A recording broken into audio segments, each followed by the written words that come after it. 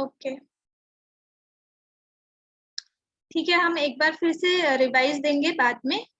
Okay, पहले ये complete कर लेते हैं। तो फ्रेंड्स, रेवोल्यूशन से पहले बहुत सारे इवेंट्स हुए थे, ठीक है। तो हम लोग पढ़ रहे थे एक ऐसा इवेंट जो कि 1789 में हुआ था, ठीक है। पहले ये खत्म कर लेते हैं, उसके बाद रिवाइज देंगे, ठीक है। तो क्या हुआ था, पेरिस और जो उसके आसपास जो कंट्री थे, ओके, पेरिस और कंट्री साइड जो थे वहां पे बहुत सारे क्या रायट फैल गए थे, ठीक है। बहुत सारे वार्स, ऐसे छोटे छोटे रायट्स फैल गए थे। Most people were protesting against the high price of bread, तो डिफरेंट डिफरेंट रीजन की वजह से।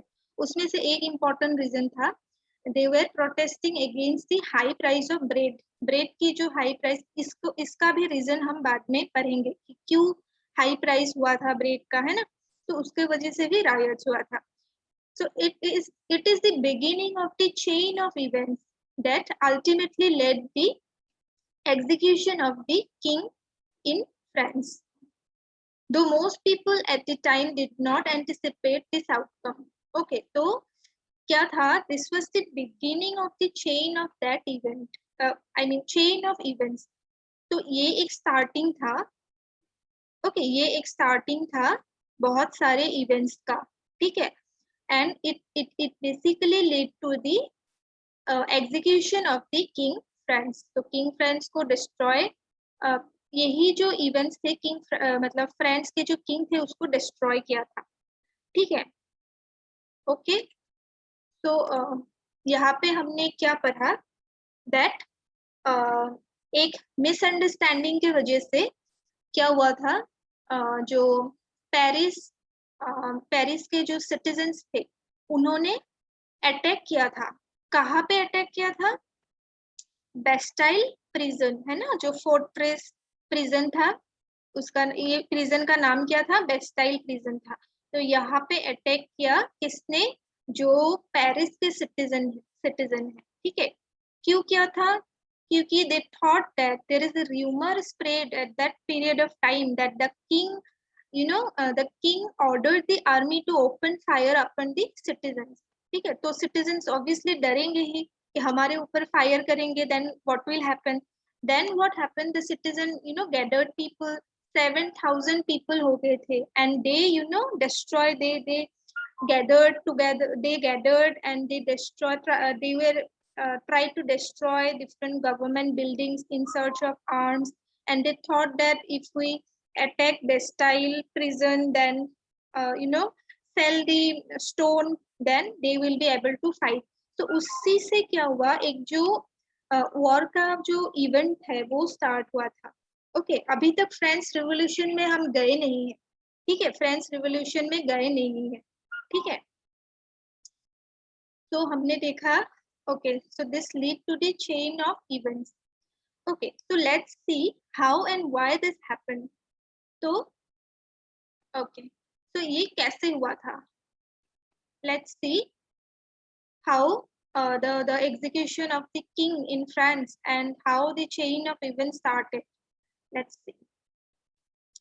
लेकिन उससे पहले हमें क्या देखना होगा? फ्रेंच सोसाइटी के बारे में हमें जानना होगा during the late 18th century, ठीक है, during the late 18th century. Okay, that means 1780, है ना, 1780 ऐसा ही कुछ होगा। तो उस टाइम में क्या हुआ था? Okay, now let's see.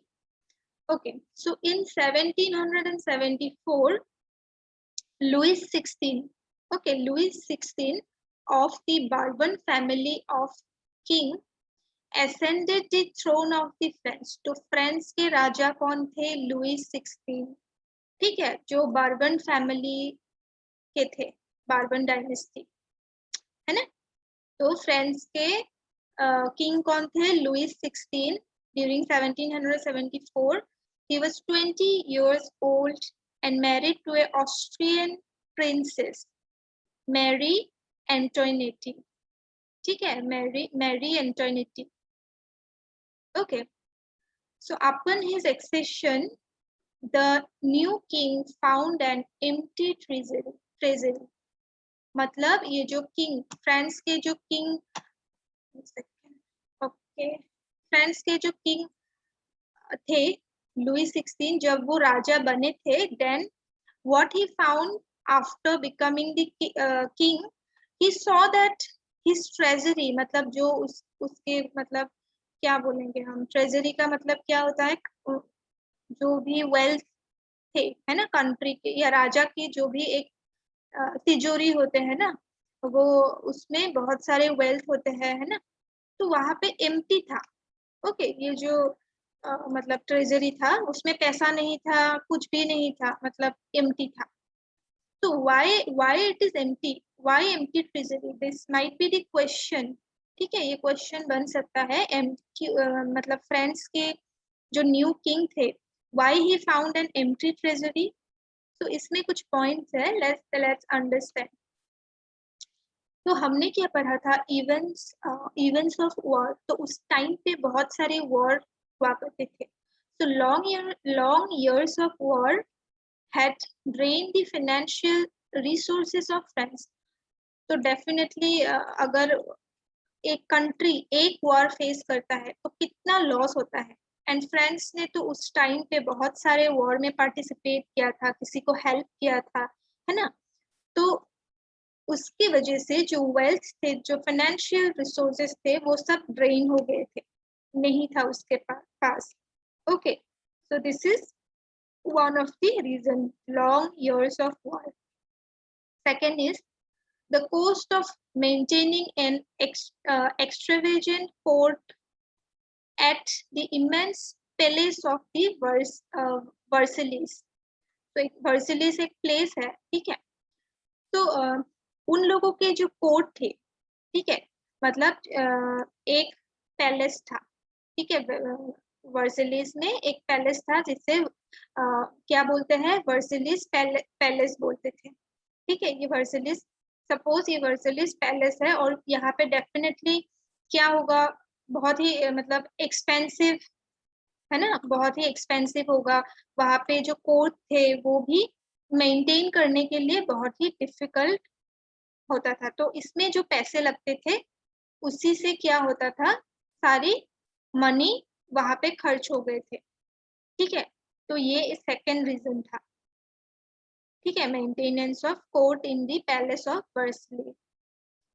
Then under Louis 16, okay, France helped the 13th American colonies to gain their independence from the Britain। जैसे कि हमें पता है ब्रिटेन ब्रिटेन जो मतलब इंडिया में भी आए थे, इंग्लैंड मतलब, ठीक है, इंग्लैंड के लोग। ओके, तो इंग्लैंड के लोग आए थे इंडिया में, जैसे यहाँ पे भी कितने सारे मतलब एक्सप्लॉइट करके गए हैं हमें, है ना। तो अमेरिका में भी क्या हुआ था, ब्रिटेन का राज था, ठीक है। तो फ्रांस ने हेल्प किया था अमेरिका इंडिपेंडेंट को, ठीक है। अमेरिका इंडिपेंडेंट हुए थे ना ब्रिटेन से, तो उसमें हेल्प किया था फ्रांस ने। तो वहां पे भी वॉर हुआ था, ठीक है, और वहां पे भी वॉर हुआ था।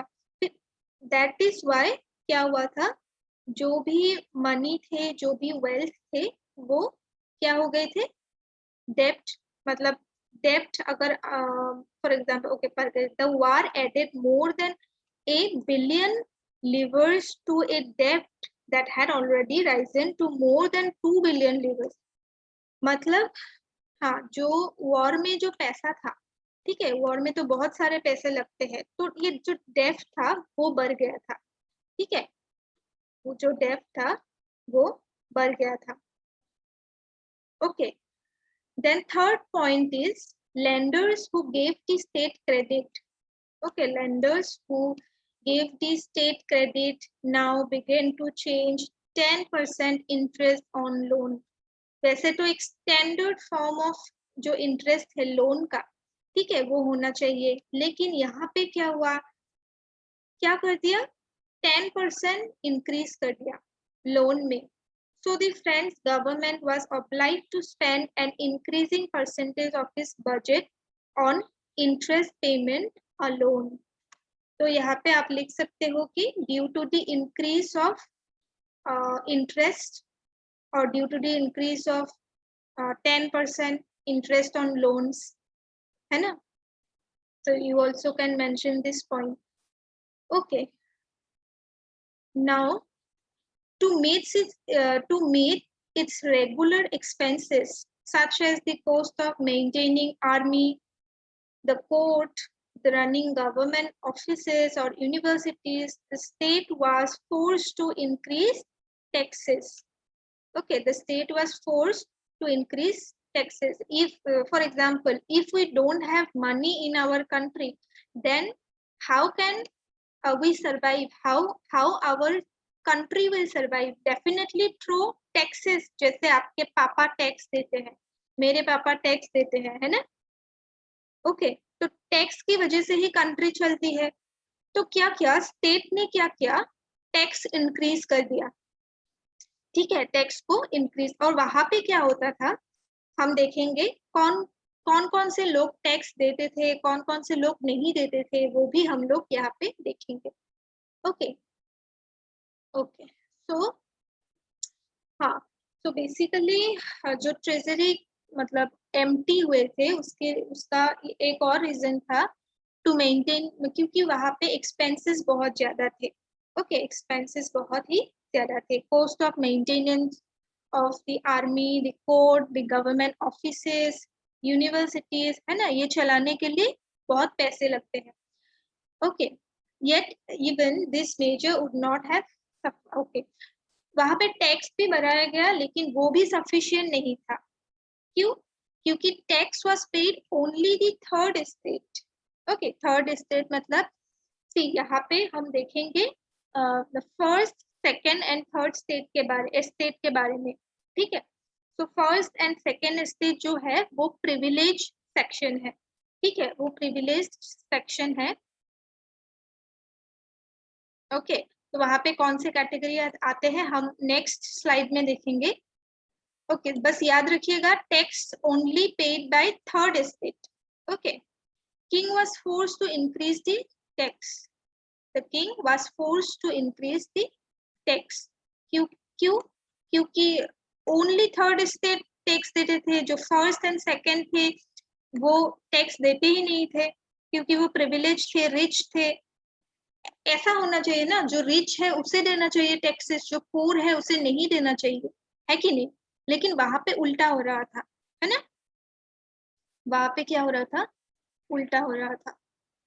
ओके, तो ये हमने क्या देखा, फ्रेंच सोसाइटी कैसे थे, है ना, 18th सेंचुरी में। ओके, सो हमने, तो ये तो बेसिकली इंट्रोडक्शन था कि फ्रेंच किंग जो थे वो मतलब फ्रेंच किंग कौन थे। फिर उसके बाद एक जो पॉइंट हमने देखा, किंग होने के बाद why there is an empty treasury he found, so there is few reason we have learn, है ना। अभी हम देखेंगे सोसाइटी के बारे में। ठीक है, सोसाइटी, फ्रेंच सोसाइटी के बारे में। तो बिफोर 1789, 1789 से पहले, ठीक है, फ्रेंच सोसाइटी क्या थे, the society of estates was part of the, okay, you only have to remember that before 1789 French society was a feudal society.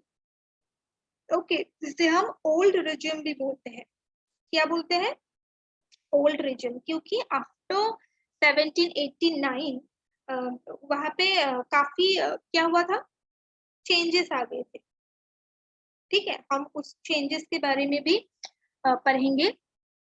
लेकिन उससे पहले फ्यूडल सोसाइटी मतलब it is a type of political and social system. Okay, जहाँ पे जो land holders होते हैं, they provide land to the landless people in exchange of their services. Okay, basically ये जो सिस्टम था वो पहले ये था, फ्यूडल सिस्टम था। ठीक है, लेकिन आफ्टर 1789, ओके, तो यहाँ पे ये कॉन्सेप्ट था, ये कॉन्सेप्ट आया था first state, second and third. Okay, यहाँ पे आप लोग डायग्राम को भी देख सकते हो, आपके बुक में दिया गया है। ओके, तो ये जो फर्स्ट स्टेट इसका नाम था clergy, second nobility, and third आपके क्या था, सपोज पीजेंट हो गए, मार्चेंट हो गए, लेबरर्स हो गए, है ना। तो ये थर्ड स्टेट में आता, जो नॉर्मल पीपल थे। और फर्स्ट एंड सेकंड में जो नोबेलिटी थे, जो क्लर्गी थे, है ना, जो जिसको मतलब रेस्पेक्ट मिलती थी सोसाइटी में, वो ज्यादा प्रिविलेज थे। ओके,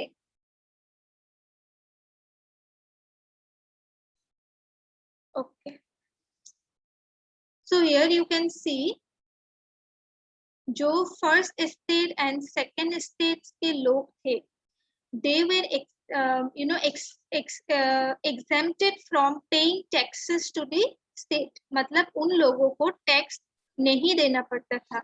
और जो थर्ड स्टेट्स के लोग थे जैसे कि peasant, merchant, labourers, they need to pay taxes.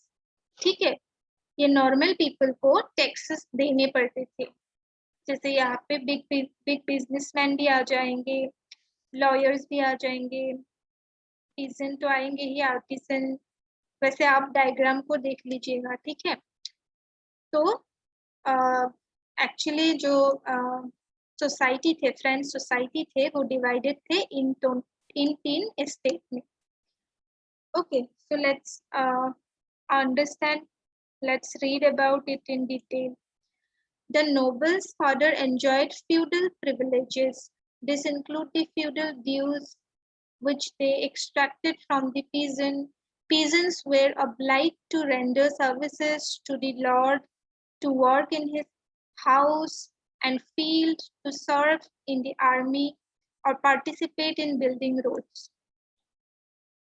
मतलब जो peasants थे उसको सर्व करना था किसको, जो आर्मी थे या फिर नोबेलिटी हो गए, है ना, उन लोगों को मतलब क्या करना होता, they must give their services to the nobility, है ना, या फिर क्लर्गी को या फिर आर्मी को, they have to serve.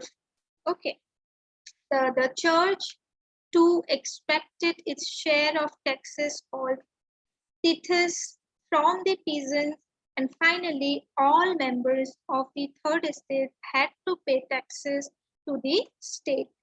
This include direct tax, direct tax को यहाँ पे क्या बोलते हैं, टेली बोलते हैं, and a number of indirect taxes which were levied on articles of everyday consumption like salt or tobacco. Okay, तो मतलब क्या, थर्ड स्टेट के जो लोग थे उन लोगों को सारे जो टैक्सेस है वो सब पे करना पड़ता था। So the burden of financing activities of the state through taxes was borne by the third estate alone. Okay, so it was basically paid by the third estate alone.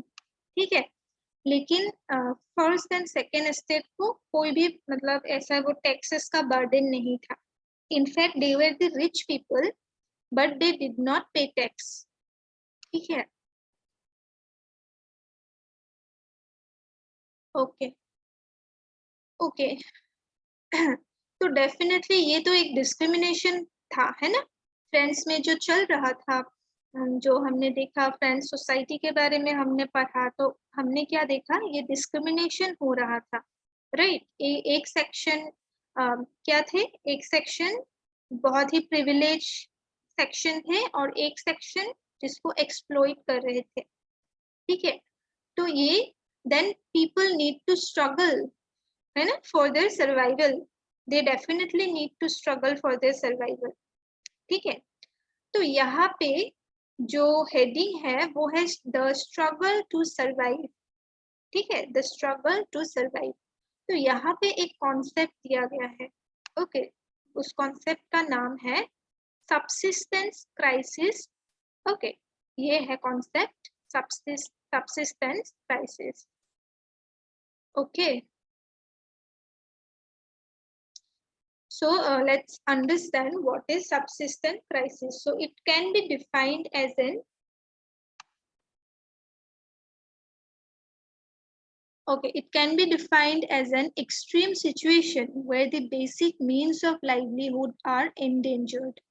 मतलब जो हमारे बेसिक लाइवलीहुड है, जैसे food हो गया, shelter हो गया, clothes हो गए, वो अगर डेंजर में हो तो हम इसे क्या कहते हैं, सबसिस्टेंट क्राइसिस, है ना। हमारे सर्वाइवल के लिए जब हमारे पास पैसे नहीं होंगे, कपड़े नहीं होंगे, मतलब फूड के लिए पैसे नहीं होंगे, तो हम इसको क्या बोलेंगे, सबसिस्टेंस क्राइसिस बोलेंगे।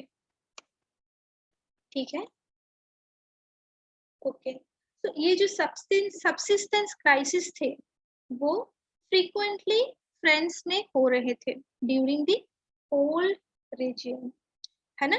ड्यूरिंग द ओल्ड रीजियन ये जो सबसिस्टेंस क्राइसिस थे वो हो रहे थे।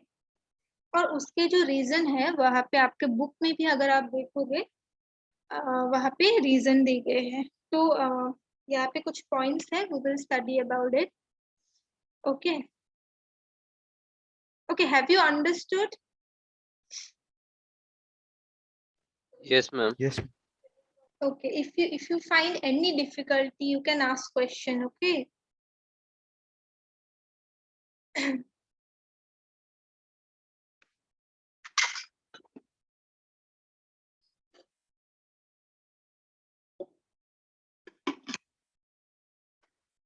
Okay, so let's understand the reason why in France there is a subsistence crisis. So first reason is due to the increased population of France. तो ये पहला वाला पॉइंट होगा, ये डायरेक्ट क्वेश्चन आते हैं, ठीक है। सो पहला वाला पॉइंट होगा due to the increase population of France. तो कितना बढ़ गया था, फ्रॉम 23 मिलियन टू 28 मिलियन। तो 1715 में 23 मिलियन था, फिर 1789 में 28 मिलियन हो गया था। तो इसकी वजह से क्या हुआ था, ये जो क्राइसिस है वो क्राइसिस हुआ था। ये तो फर्स्ट पॉइंट है, ठीक है। देन व्हाट हैपन, अगर पॉपुलेशन इंक्रीज होता है तो क्या होता है, it leads to rapid increase in the demand for the food grains. तो अगर पॉपुलेशन इंक्रीज होता है तो खाना डेफिनेटली कम हो जाएगा ना सबके लिए, तो बेसिकली डिमांड बढ़ जाएगा, ठीक है। जो फूड अवेलेबिलिटी है वो कम हो जाएंगे एंड डिमांड जो है वो बढ़ जाएंगे, ठीक है, ओके। सो जो प्रोडक्शन था वो कोप अप नहीं कर पा रहा था डिमांड को फुलफिल करने के लिए, ठीक है। प्रोडक्शन जो था, the production of grains could not keep pace with the demand of the population. Okay, so the price of the bread which was the staple diet of the majority. Okay, जो मतलब उन लोगों का जो food था वो bread था ना, तो वो प्राइस भी इंक्रीज हो गया था। ब्रेड का जो प्राइस था वो इंक्रीज हो गया था, क्यों, due to the population, increase of population, due to the demand, increase demand of food grains, है ना। Okay, then most workers were employed as laborers in workshops whose owner fixed their wages, but wages did not keep pace with the rise in the price. See, वहां पे जो labourers थे, हाँ, labourers के जो wages थे, मतलब जो सैलरी भी बोल सकते हैं, ठीक है। वेजेस मतलब जो we can say that daily wages हम जिससे बोलते हैं ना, एक काम हम कुछ, फॉर एग्जांपल जो लेबरर कुछ काम करते हैं डेली का पैसा मिलता है, ओके। सो जो उसके वेजेस थे वो फिक्स थे, लेकिन जो प्राइस था खाने का, ब्रेड का, वो राइज हो रहा था, है ना। तो इसके वजह से ये क्राइसिस हो रहा था। तो the gap between the poor and the rich widen, the things become worse whenever drought और hail reduce the harvest. Okay, तो उसी टाइम में ड्रॉट भी हो रहा था क्योंकि हार्वेस्ट कभी कभी अच्छा नहीं भी जाता है ना। So this led to the subsistence crisis. तो मेन रीजन था यही पे, यही मेन रीजन था, due to increase of population in France, due to increase in demand of food grains, है ना, due to increase of the price of the bread, right, and the fixed wages of the laborers in workshops, है ना। तो ये point लिखने से you will get marks. Okay, तो ये पॉइंट याद रखना। Okay, so yeah, so what we have studied the French revolution, मतलब अभी तक हम गए नहीं फ्रेंच रिवॉल्यूशन में, ठीक है, अभी तक हम कुछ इवेंट्स ही पढ़ रहे हैं, ठीक है, कुछ इवेंट्स ही पढ़े। तो ये तो था हमारा फर्स्ट इवेंट जो बेस्टाइल प्रिजन है उसको अटैक किया था, है ना। फिर उसके बाद स्टार्ट हुआ, फिर हमने देखा फ्रेंच सोसाइटी कैसे थे लेट 18th सेंचुरी में, है ना। ओके, तो सोसाइटी में हमने देखा था first and second stage estate को, या फिर मतलब क्लर्गी और क्लर्जी एंड नोबेलिटी को कितना इम्पोर्टेंस मिलता था, प्रिविलेजेस मिलते थे। और थर्ड स्टेट को जैसे पीजन हो गया, मर्चेंट हो गए, लेबरर्स हो गए, उनको ज्यादा इम्पोर्टेंस नहीं मिलता था, प्रिविलेजेस नहीं मिलता था, दे हैड टू पे देयर टैक्सेस, है ना। तो इसके वजह से क्या हुआ था, लोगों का जो मतलब स्ट्रगल था सर्वाइवल के लिए, वो क्या हो गया था, they need to they need to struggle, they need to struggle for their survival. Okay, तो यहाँ पे एक कॉन्सेप्ट हमने पढ़ा सब्सिस्टेंस क्राइसिस, और उसका रीजन भी हमने देखा, है ना।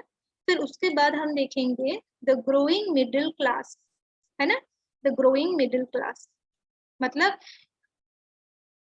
ओके जिसने क्या किया, एक सोसाइटी में क्या लाए, एक इक्वेलिटी लाए, और जो प्रिविलेजेस थे उनको बंद कर दिया। तो अभी कैसे किया वो हम लोग नेक्स्ट क्लास में पढ़ेंगे, ठीक है। तो आज का क्लास हम यहीं पे एंड करेंगे। ओके, नेक्स्ट हम सैटरडे को मिलेंगे। Okay, because Okay, this this chapter is, I think, what do you think, is it tough or what do you think? School में हुआ है ये, yes, ma'am. तो ये टफ है या इजी है, कुछ बोलो तो आप लोगों को कैसा, तभी मैं अच्छे से समझा पाऊंगी ना आप लोगों को। What you think about this chapter, जल्दी बोलो, 2 मिनट्स है।